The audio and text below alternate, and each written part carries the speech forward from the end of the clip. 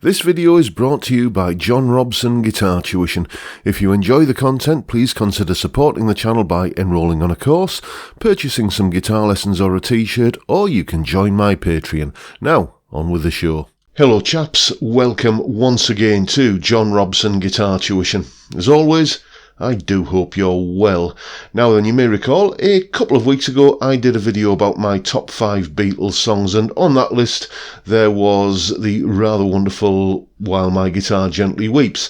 And I said in that video that we were going to be doing a solo analysis video of that song, and today is that video. So here is the solo, and then a brief explanation about what's going on in the solo.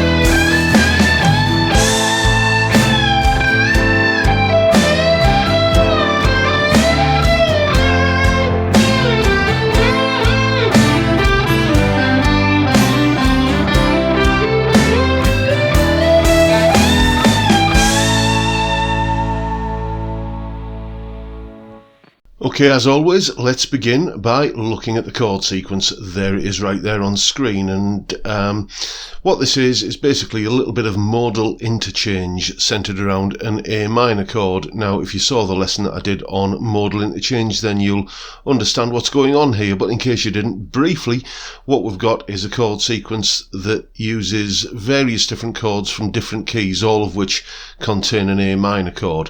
So, you know, A minor occurs in a bunch of different keys, and as long as you are using A minor as the focal point of the chord sequence, you can sort of wander freely between those keys, and that's essentially what's happening with this chord sequence.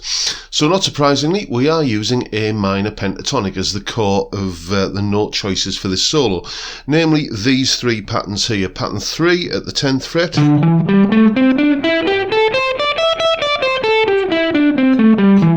pattern 4 at the 12th fret,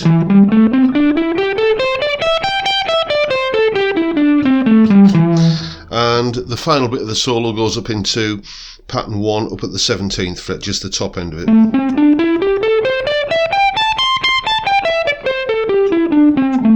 But just it's kind of up this end of the pattern there where we end the solo.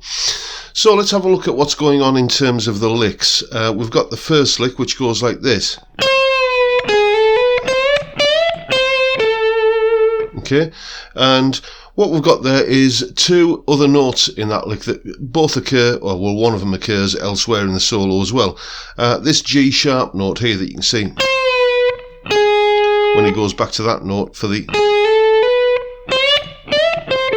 that part there. That G sharp is there because we're playing this first part of this first lick over the E7 at the end of the previous cycle of the chord sequence, and an E7 chord has a G sharp note in it. The B note is in there primarily because it's just an easy note to add into A minor pentatonic, a fairly safe note under most circumstances. If you think of A minor pentatonic down here, like that, a pattern we all kind of know pretty well, I imagine. How often do you find yourself, instead of going like that on that string, but doing this instead, like that?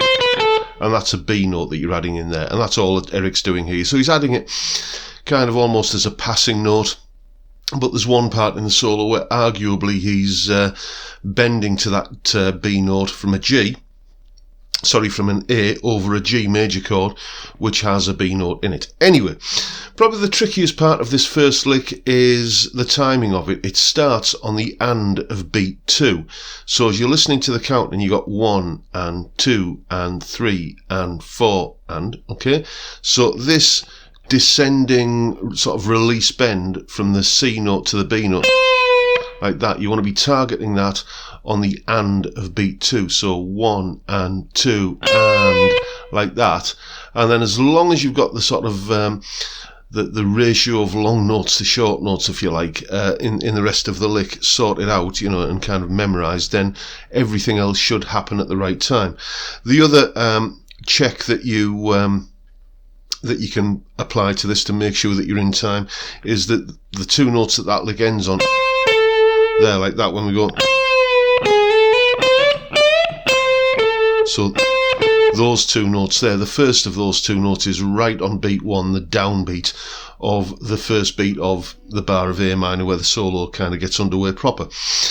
Then after that, the next couple of bars are pretty much dominated by these big 3 semitone bends that Eric's doing from an A note here up to a C, like that, and he adds a lovely vibrato on that, so you get kind of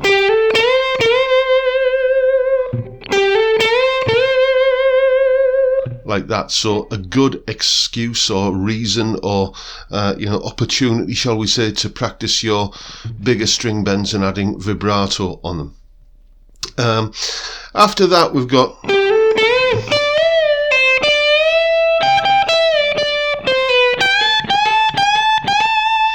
basically just noodling around position 4 of the A minor pentatonic, and you can see there I mentioned there's that A note being bent up to a B while there's a G chord going on underneath. And then that whole little section there, let me play it again.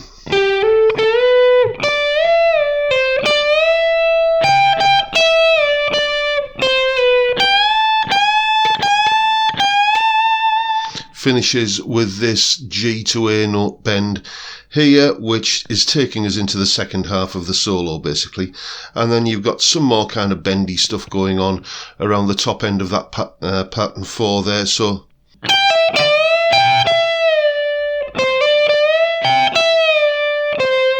like that basically. Then we've got another one of these 3 semitone bends here, but we're starting as a pre-bend, so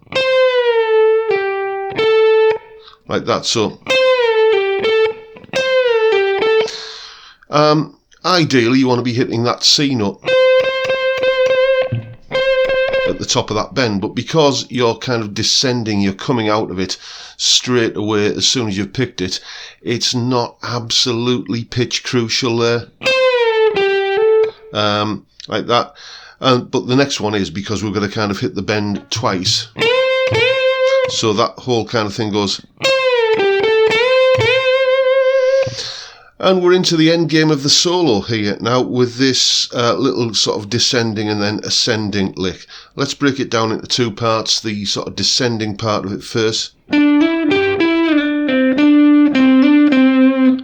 There we go. So just sliding from this part of pattern 4 here down into a little bit of pattern 3. So, and then we come to the big ascending lick that rounds off the solo, which basically is a combination of hammer-ons and slides that takes us up to, as I said, this top end of pattern 1 up here that we looked at earlier. It goes like this. So there's, you can basically see there how I'm sliding up to there. Then what we do is we transfer from that C note there to the same note on this string, and then slide up the length of that string, so the whole lick goes something like this.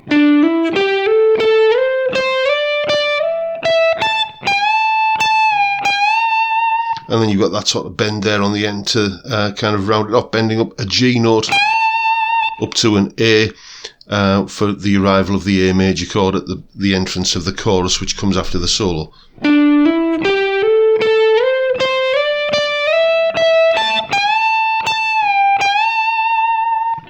There you go, and that's the fabulous Eric Clapton solo from the Beatles, While My Guitar Gently Weeps. Have fun with it.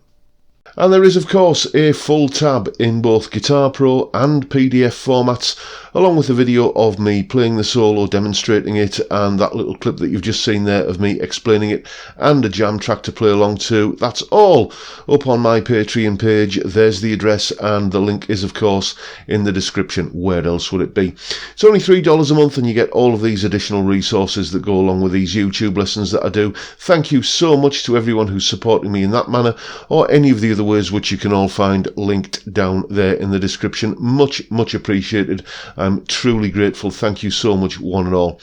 And that is pretty much it for today, folks. I hope you've enjoyed the video and found it useful and informative, and if you have, please hit the subscribe button and the notification bell if you haven't already done so, and why not give me a like while you're at it. Don't forget the live stream on Friday 5 PM UK time, as I'm sure you know, where basically, as I'm also sure you know, we just sit around and have a beer and a bit of a gossip about music and guitar related matters for an hour or so. It's a great way to kick off the weekend.